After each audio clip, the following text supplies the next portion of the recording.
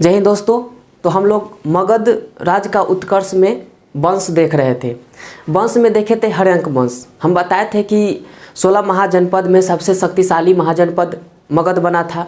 उस पे 7 राजवंशों ने क्या किया? शासन किया।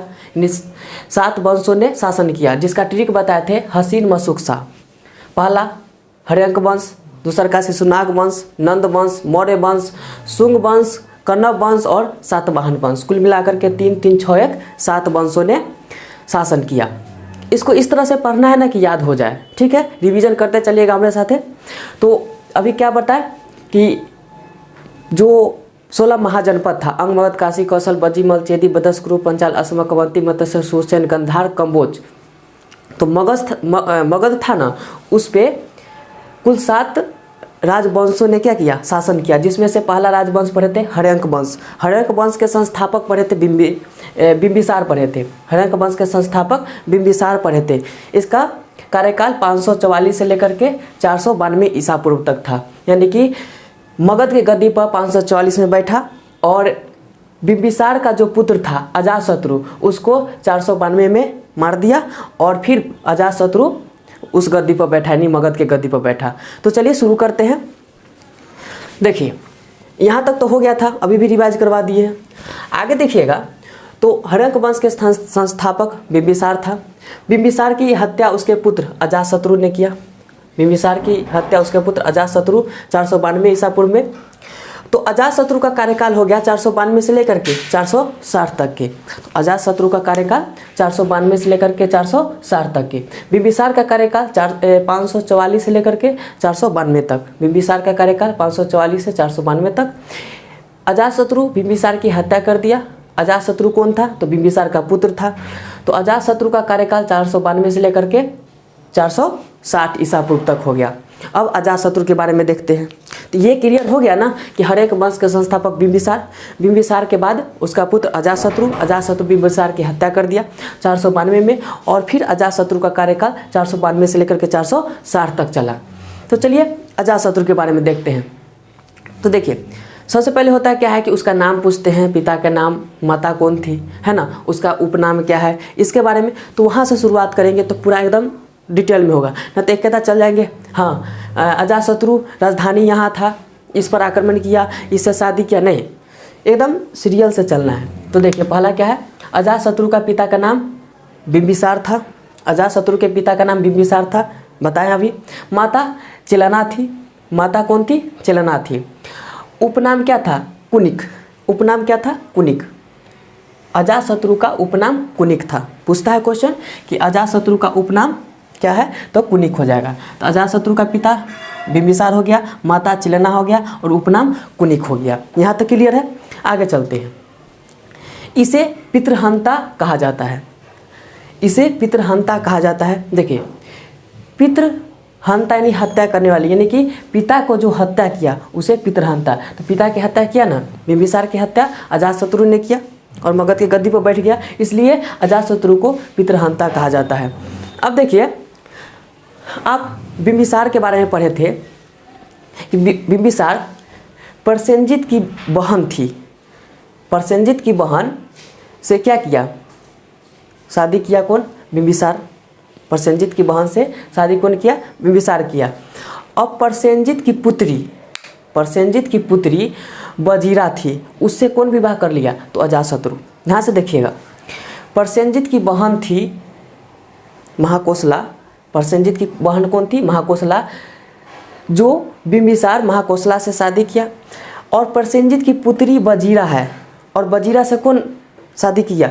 तो अजातशत्रु ने शादी किया। हाँ तो देखिए राजधानी को किलाबंद करवाया और राजगीर में 5 पहाड़ियाँ हैं, जैसे कि रत्नागिरी, सोनगिरी, उदयगिरी, वैभवगिरी और विपलांचल की पहाड़ी है। पहला क्या है? रत्नागिरी, सोनगिरी, उदयगिरी, वैभवगिरी और विपलांचल की पहाड़ी है। अब देखिएगा कि जो पहले के राजधानी होता था, राजधानी मतलब जहाँ पूरा साम्राज्य है उसका केंद्र मान लीजिए, केंद्र होता है। तो राजधानी होता था तो वह कहीं ना कहीं सुरक्षित स्थान पर होता था। जैसे कि राजगीर को राजधानी बनाया, तो राजगीर क्या है? यह पहाड़ों के बीचों बीच है, राजगीर पहाड़ों के बीच है, यानी चारों ओर से पहाड़ है, जिसमें से कौन कौन पहाड़ है, तो रत्नागिरी, सोनगिरी, उदयगिरी, वैभवगिरी और विपलांचल की पहाड़ी है। तो यह इसलिए है कि जब हम किसी पर आक्रमण करेंगे, ठीक है, तो हमारा जो राजधानी है, मेरा राज्य है, वो बचा रहेगा, तब ना हम दूसर पर आक्रमण करेंगे। न तो अपने घर का चिंता रहेगा, दूसर को मारने चल जाएंगे तो दिक्कत हो जाएगा। इसलिए आप देखिएगा, जैसे कि उदयन ने पाटलिपुत्र की स्थापना किया, तो पाटलिपुत्र का स्थापना देखिएगा तो सोन नदी और गंगा नदी के बीच में है ना। तो ये ऐसा स्थान है जहाँ से तीनों और चारों ओर से क्या पड़ता है, नदी पड़ता है। तो यह सुरक्षित क्षेत्र है कि उस समय कोई नदी को हाथ से नहीं पार करके भी नहीं आ सकता था। तो ऐसा जगह उसकी राजधानी बनाया जाता था जहाँ क्या हो, सुरक्षा हो, सुरक्षित स्थान हो, तब ना अपना घर सुरक्षित रहेगा तो दूसर पर जाकर के आक्रमण करेगा। ठीक है, तो राजगीर 5 पहाड़ी से घिरा था, जिसमें पहला था रत्नागिरी, सोनगिरी, उदयगिरी, वैभवगिरी और विपलांचल की पहाड़ी। उम्मीद है कि इतना याद हो गया होगा। तो रिवीजन कर लेते हैं। अजातशत्रु के पिता बिंबिसार, माता चिलन्ना, उपनाम कनिक था। इसे पितृहंता भी कहा जाता है। इसने प्रसेनजित की पुत्री यानी बजीरा से क्या किया, विवाह किया। राजधानी को किलाबंद करवाया। राजगीर 5 पहाड़ियों से घिरा है, जैसे कि यानी कि राजगीर राजधानी था उस समय, वो 5 पहाड़ियों से क्या घिरा है।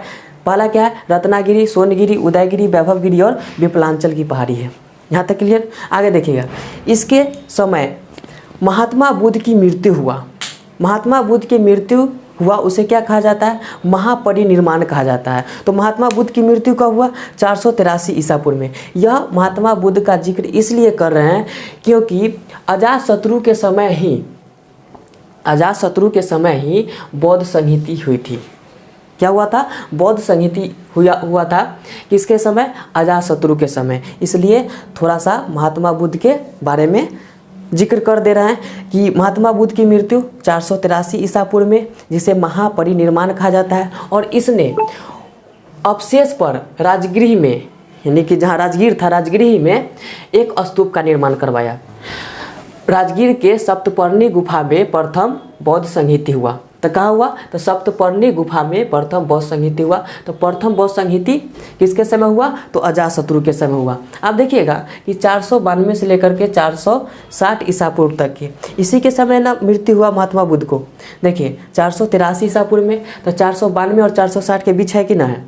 तो महात्मा बुद्ध का मृत्यु हुआ तो किसके शासनकाल में हुआ, तो अजातशत्रु के शासनकाल में। तो अजातशत्रु के शासनकाल में प्रथम बौद्ध संहिता हुआ। कहाँ हुआ, तो सप्तपर्णी गुफा में प्रथम बौद्ध संहिता हुआ। यहाँ तक क्लियर। प्रथम बौद्ध संहिता सप्तपर्णी गुफा में हुआ। कहाँ हुआ, तो राजगृह में हुआ, यानी कि राजगीर में हुआ। अब देखिए, अजातशत्रु जैन धर्म और बौद्ध धर्म दोनों का अनुयायी था, यानी कि दोनों को मानता था। जैन धर्म और बौद्ध धर्म दोनों को मानता था। अजातशत्रु जैन धर्म और बौद्ध धर्म को मानता था। लेकिन बिंबिसार पहले बौद्ध धर्म का अनुयायी था।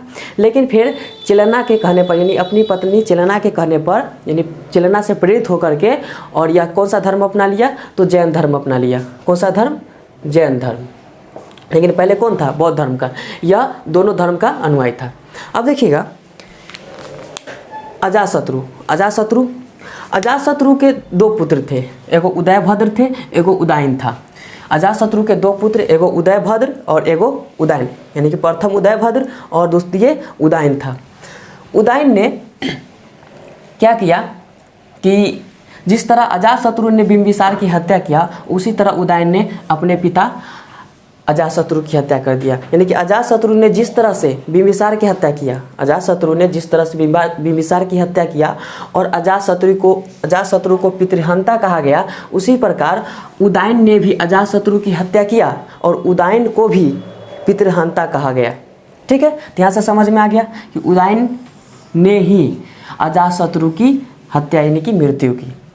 तो उदयन ने अजातशत्रु की हत्या किया, तो फिर अब शासनकाल किसका चलेगा, तो उदयन का चलेगा। उदयन का शासनकाल देखिएगा, कार्यकाल 460 से लेकर के 444 ईसा पूर्व तक था। अब देखते हैं उदयन के बारे में। उदयन के पिता का नाम अजातशत्रु, ये तो देखबे किए। माता पद्मावती थी। माता कौन था, पद्मावती। उदयन के पिता अजातशत्रु, माता पद्मावती। तब माता पद्मावती हो गया तो यह किसकी पत्नी, तो अजातशत्रु की पत्नी है कि ना है। तो उदयन का पिता का नाम अजातशत्रु, माता का नाम पद्मावती। यह बौद्ध धर्म इसे बौद्ध धर्म में पितृहंता कहा गया है। इसे बौद्ध धर्म में क्या कहा गया है? पितृहंता कहा गया है। जिस तरह से अजातशत्रु को पितृहंता कहा गया, अजातशत्रु ने बिंबिसार की हत्या किया, उसी प्रकार से उदयन ने अपने पिता अजातशत्रु की हत्या किया। अब देखिएगा अजातशत्रु का अन्य नाम यानी कि और नाम क्या है? तो उदाई है, उदाई और उदयभद्र है। उदयभद्र और क्या है? उदयभद्र। तो अन्य नाम क्या है? उदाई और उदयभद्र है। यहाँ तक हो गया। आगे देखिएगा, अभी तुरंत बताए थे, गंगा एवं सोन नदी के किनारे यह पाटलिपुत्र की स्थापना किया। किसने किया? उदयन ने। तो पाटलिपुत्र की स्थापना उदयन ने किया। कहाँ? गंगा और सोन नदी के बीच में, है ना। इस तरह से गंगा है, इस तरह से गंगा, इस तरह से सोन जाता है, यहाँ क्या है? पाटलिपुत्र है। तो पाटलिपुत्र की स्थापना किसने किया? उदयन ने किया। पाटलिपुत्र की स्थापना उदयन ने किया। कहाँ? गंगा और सोन नदी के बीच में, गंगा और सोन नदी के किनारे पाटलिपुत्र की स्थापना किया। तो उदयन का पिता अजातशत्रु, माता पद्मावती। बौद्ध धर्म में इसे पितृहंता कहा जाता है। अन्य नाम उदाई और उदयभद्र है। इसने गंगा एवं सोन नदी पर पाटलिपुत्र की स्थापना किया। अब देखिएगा, उदयन को चाकू से मार करके हत्या कर दिया गया।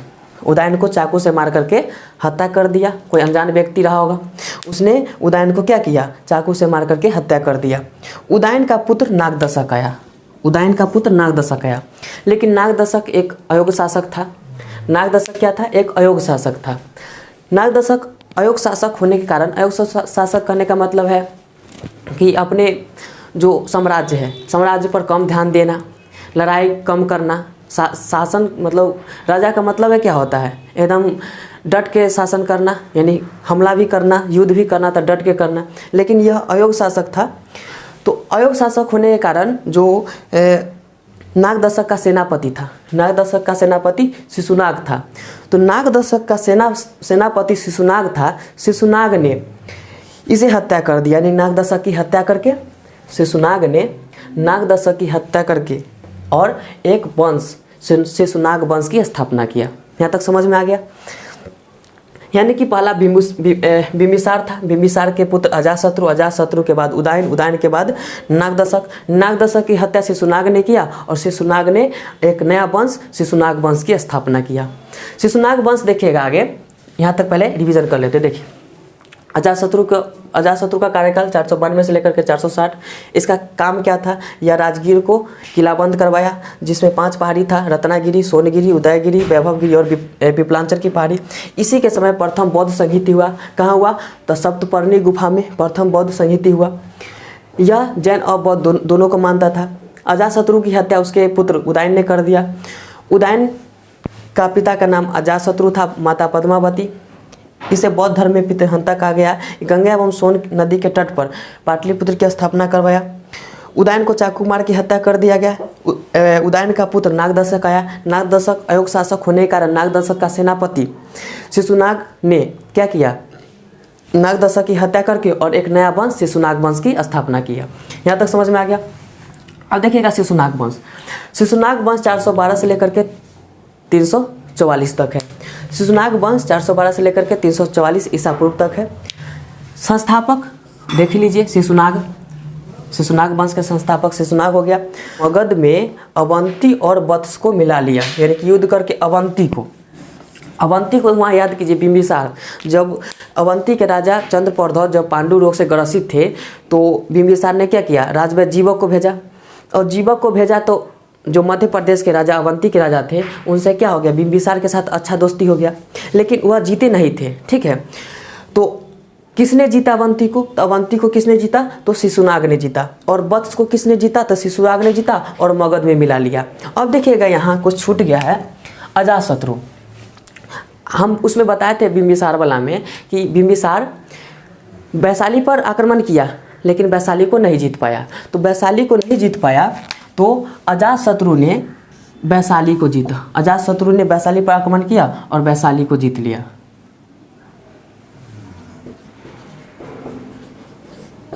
ठीक है, यहाँ तक हो गया। अजातशत्रु ने वैशाली को क्या किया? जीत लिया। अब देखिए, राजधानी पाटलिपुत्र से वैशाली बनाया। राजधानी कहाँ बनाया? पाटलिपुत्र से वैशाली बनाया। उसके बाद देखिए अगला शासक कलाशोक आया, यानी कि शिशुनाग वंश में पहला संस्थापक शिशुनाग था। और उसके बाद कलाशोक आया। शिशुनाग के बाद कौन आया? कलाशोक। ध्यान में रखिएगा, शिशुनाग के बाद कलाशोक। इसमें देखिएगा हर्यंक वंश में बिंबिसार आया, अजातशत्रु आया, बिंबिसार अजातशत्रु उदयन, बिंबिसार अजातशत्रु उदयन और नागदशक, बिंबिसार अजातशत्रु उदयन और नागदशक, बिंबिसार अजातशत्रु उदयन और नागदशक। शिशुनाग वंश में कौन कौन आया? तो शिशुनाग आया, कलाशोक आया, शिशुनाग कलाशोक। आगे देखते हैं। कलाशोक का नाम क्या था? काकवर्ण था। कलाशोक का नाम काकवर्ण था। कलाशोक का नाम काकवर्ण था। यह राजधानी को फिर वैशाली से कहाँ ले गया? पाटलिपुत्र ले गया। कलाशोक ने राजधानी वैशाली को कहाँ ले गया? पाटलिपुत्र ले गया। कलाशोक ने राजधानी वैशाली को कहाँ ले गया? पाटलिपुत्र। कलाशोक ने राजधानी वैशाली को कहाँ ले गया? पाटलिपुत्र। अब देखिएगा कलाशोक के समय 383 ईसापुर में 383 ईसापुर में द्वितीय बौद्ध संहिति वैशाली में हुआ। यहाँ ध्यान से देखिएगा कि प्रथम बौद्ध संहिति 483 में, यहाँ देखिए 483 में प्रथम बौद्ध संहिति, 483 में प्रथम बौद्ध संहिति, द्वितीय बौद्ध संहिति 383 में।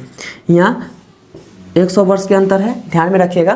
प्रथम 483 या द्वितीय 383। प्रथम 483, द्वितीय 383, यानी प्रथम बौद्ध संहिति 483, द्वितीय बौद्ध संहिति 383। तो 383 किसके समय हुआ? तो कलाशोक के समय हुआ। द्वितीय बौद्ध संहिति कलाशोक के समय हुआ। 383 में द्वितीय बौद्ध संहिति कहाँ हुआ? तो वैशाली में हुआ। द्वितीय बौद्ध संहिति कलाशोक के समय कहाँ हुआ? वैशाली में हुआ।